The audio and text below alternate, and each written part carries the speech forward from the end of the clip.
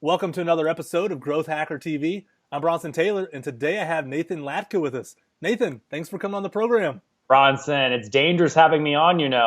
Why is that? Why is it dangerous, Nathan?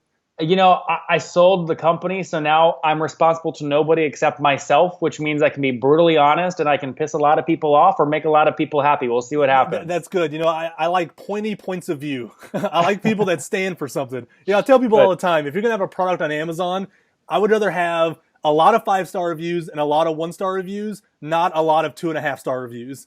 You got to stand for something. That happens on my podcast, actually. It's the top entrepreneurs on iTunes. I got discouraged at first because I was getting so many people putting one like they hated it. And the headlines, like how Jimmy Fallon has the shows where it's like celebrities read their negative tweets. I love that. Like I could do that and I could put like 100 episodes together easy because people are like, this guy is so rude. He doesn't know how to listen. He cuts people off. And I'm like, that's because I don't have time for a 2-hour episode. And I just want the data and I don't care about the guest. I just want the data. You need to do that episode because it's like the Eminem thing. It's like you make fun of yourself. They got nothing to say. Like you need to put out an episode of like, here's haters hating. And we thought it'd be funny. All right, let's talk about the top podcast. I mean, This thing came out of nowhere, it seemed like. I'm sure behind the scenes it didn't come out of nowhere. But one day I'm looking on iTunes. It's number one. And I'm like, all right, who's this Nathan guy? How is he number one with all these, other luminaries? So tell us, what is the Top Podcast and how did you start it? Give us a little background there. Sure. The Top Entrepreneurs Podcast, it's got this beautiful orange logo. I look like a Jonas brother with my head and my hair and all this going on. But all it really is, it's 15 minutes every morning at 6 a.m. A new episode gets released. I talk to one of the world's top entrepreneurs and I ask them everything that they don't get asked anywhere else. So how much money did you make last month? How much equity do you own in your business? What was the valuation when you sold? What's your revenue per employee? What's your margin, CAC, ARPU, LTV, LTV to CAC ratio? Is there a liquidation preference in your Series A docs? Was it a convertible note? I mean, like all of this stuff that founders just don't share about publicly, I kind of pull out in 15 minutes. And it's Bronson, you know this because you are an interviewer. We're doing one right now. It is very tough to keep stuff short. Yeah, absolutely. It's easy to go for an hour. It's hard to go for 15 minutes. All right, so tell us, our audience wants to know how you got to number one, right? They got their own hustle. Maybe they're creating their own content. They're trying to get to the top of something. What did you actually do? Was it just amazing content and that propelled you forward? Or was there actually anything you did behind the scenes to help grease the wheels there? Well, yeah, many people. I've had thousands tell me, Nathan, this is content like I've never seen before. So, and I obviously take that as a compliment, but I will tell you, the podcast was actually never really meant to have a huge audience. I did it, probably the same reason you do this, to meet cool people. It's easier to cold email someone and say, can I feature you on my show versus, hey, can I talk to you one-on-one on a Skype call? They're much more likely to say yes if you have a podcast. So it's like bait, it's like leverage. You know this very well, right? Absolutely. So when this thing, I was expecting, 1,000 downloads a month, 10,000. Well, the first 12 months of it being live, we passed 2.3 million downloads. It's crazy. So something happened here. It hit a nerve. It's doing very well. And I did one or two things at the beginning. It wasn't all accident. One of the things I did is I recorded 60 episodes before I went live. And in fact, I'm going to see if I can grab it real quick. I use a tool. Do you use anything for batching, like when you batch meetings? No. I mean, I use Calendly. Is that what you mean? Okay, use Calendly for scheduling. Yeah, so this is what I did. I'll show you my schedule. Now, today is January 4th, 2017. This will probably go out later or early or something. But you'll see here, that's me knocking out in one day a month of interviews. Yep. Right? That's what it looks like. That's awesome. Right? So it's a lot of Red Bull, a lot of shots, 5-hour energy. I knocked out 60 episodes. And then what I did at the end of that was I said, hey, I emailed all the people I interviewed and said, hey, I'm only going to go live on day one with 10 of you. And I'm going to pick the ones that agree to email and market their lists, their episode. Everyone else will have to wait. Well, guess what? Some of those people are still waiting. I didn't know I was going to do 600. I didn't know I was going to do 600 episodes. Yeah. My point is, this is a great lesson in kind of social leverage. I had enough supply of episodes where I didn't need everybody. So I was able to kind of influence people to do self-marketing so they could get on in on day one. That's awesome. It's funny you say you recorded 60.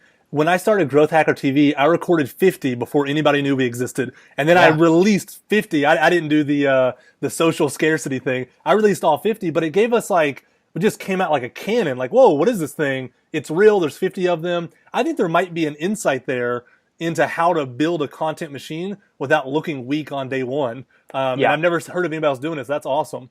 You can't look weak on day one, but you also can't overwhelm people with too much content because then they don't know where to start. So maybe that's what I did. That's what I have now. That is a major problem. There's 600 episodes. People don't know where to start. I have to figure out how to solve that. Yeah. I think you got to educate them. You don't have to go through the back catalog. Just tune in today, tune in every day, and it'll be good going forward. Don't worry about what you missed. You can't catch up. I mean, that's what like This Week in Tech used to do, saying don't try to catch up. All right, so you have this, incredibly large, powerful audience. And I know now, because I have an audience, of how much leverage that gives you when you want to put out a new product, when you want to put out a new service, when you want to influence them. Do you recommend building an audience first and then a product, or building a product first and then an audience around it? And I've heard it both ways. What's your take on that?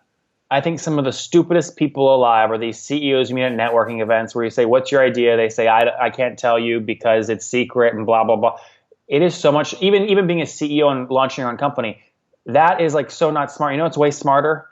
Buy the distribution channels that no matter what company you launch, you're going to have to get access to. The people that own the distribution channels are the ones that win. So it's so much smarter to build a distribution channel than it is to build a product. It's like the old quote, there's freedom of the press if you own one.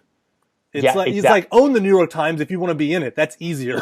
That's exactly right. No, I totally agree. I mean, when you own the distribution channel, whatever you put into it, you can create value. It's like Walmart. Is the value in their stores? No, it's in the semi-trucks. They can get whatever product they want anywhere in the world and sell it. That's their value, is their distribution. The system. Yep. Yeah, their process. I will tell you, you don't know this, and many people don't know this, but I raised $2.5 million on my first company, Heyo, when I was 19. I'm 27 now. I sold that at the beginning of last year when I was 26, and I used a lot of that capital. I'm doing a roll-up strategy in the marketing and sales tech space. So at the topinbox.com, you'll see all these companies I've bought.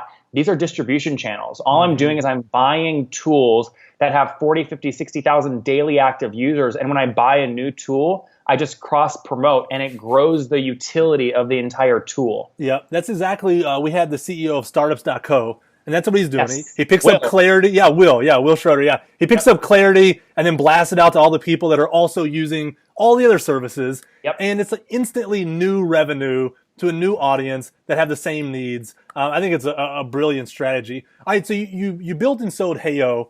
I know you're out of that game. It did a lot of Facebook marketing. What is the main takeaway from being 19, raising money, to then selling the company? What is the one thing where you say, all right, out of that entire experience, this is my takeaway that I will hang on to forever? There's nothing wrong with hitting singles and doubles. We should have sold 4 years before we did. I didn't because I wanted to build $1 billion company like you read about all over. But every company, so we launched in 2011. All the big social marketing exits were in 2012. Buddy Media for $600 million, Wildfire to Google for $300 million, Involver, okay?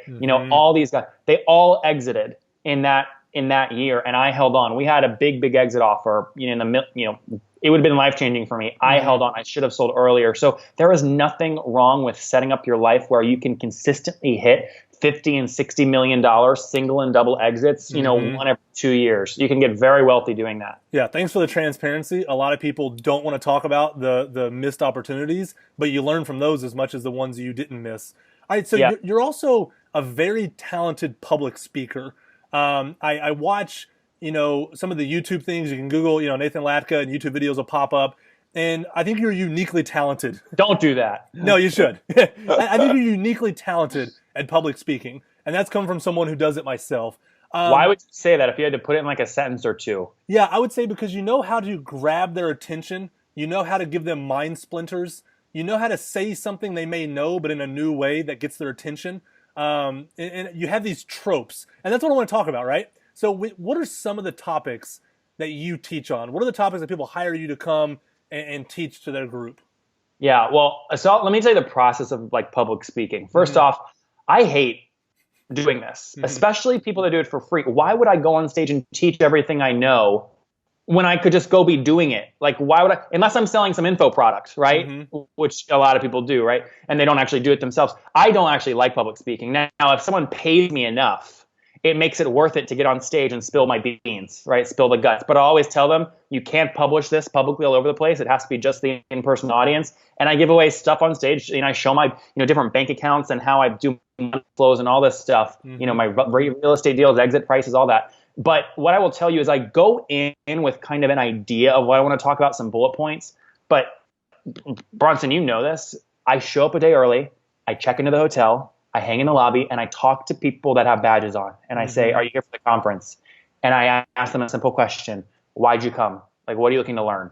And they'll say, this was recently in Freedom Fastlane. I spoke here in Austin. People were saying, well, I'm a mama too. I have an Amazon business. Our iPhone case we launched a year ago did 1 million in sales quick, but now we're scared because we don't have any other product ideas and nothing's doing as well as the first one. We don't know we're going to pay our bills, right? So like I will literally collect 30 or 40 stories in the 24 hours before I actually go on stage. And I will then adapt. It's like I have a bowl of popcorn. I'll pick the kernels out that are relevant to that audience and then deliver just that smaller bowl of popcorn that's much more valuable on stage. Now expand that to thinking about business in general, because I think that applies to more than just public speaking.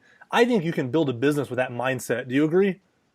I'm not sure that I follow you there. So like actually getting inside the heads of the customers, like actually sitting in the lobby proverbially, like why did you come to this product? What do you hope to accomplish using this product? What are the needs? What are you scared about? What are your pains? What are your hopes, desires, aspirations?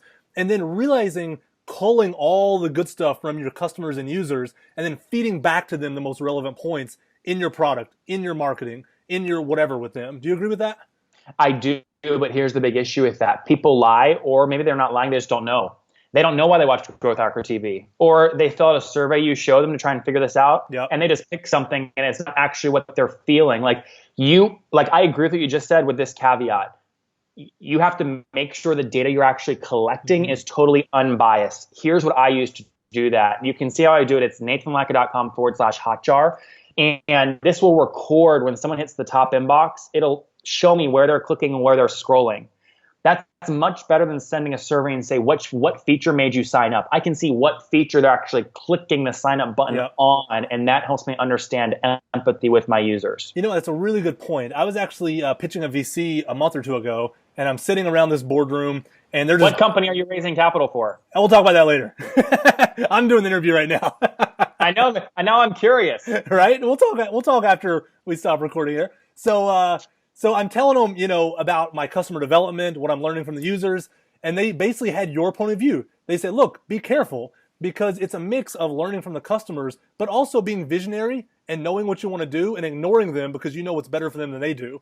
And I've come to this place where I think both are valid, right? You get insights from the customers. Let me rephrase that. You get data from the customers. You have to then turn that into insights and vision that may not be what they're actually saying.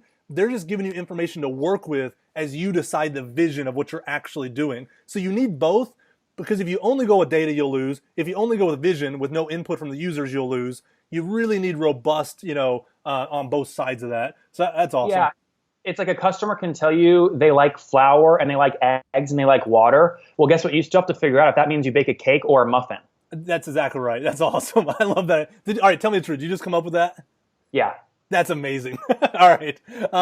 So this has been metaphors are so that's a stage thing too, by the way. I will tell you, speaking in metaphors like that, it makes stuff so sticky. I've had this thought, and I don't know why, but I think the smartest people speak in metaphors and analogies. I think it's a shortcut to getting an idea from my brain into yours without all the details. There's something about like and as, metaphors and analogies and similes that really just become mind splinters instantly. And so I agree. I think it's how smart people think. I think it's how smart people communicate also.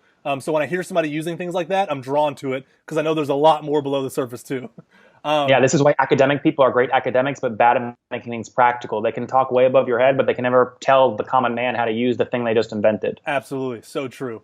I've been keeping these interviews short because I feel like people have short attention spans, and I pack in as much as I can. Already, how many great insights are coming out of this thing? So there's two final questions I want to ask you, and I end every interview with these questions. One, what are you doing right after this interview is over? No matter how boring, no matter how mundane, no matter how awesome, as soon as you stop recording or I stop recording, what are you going to do?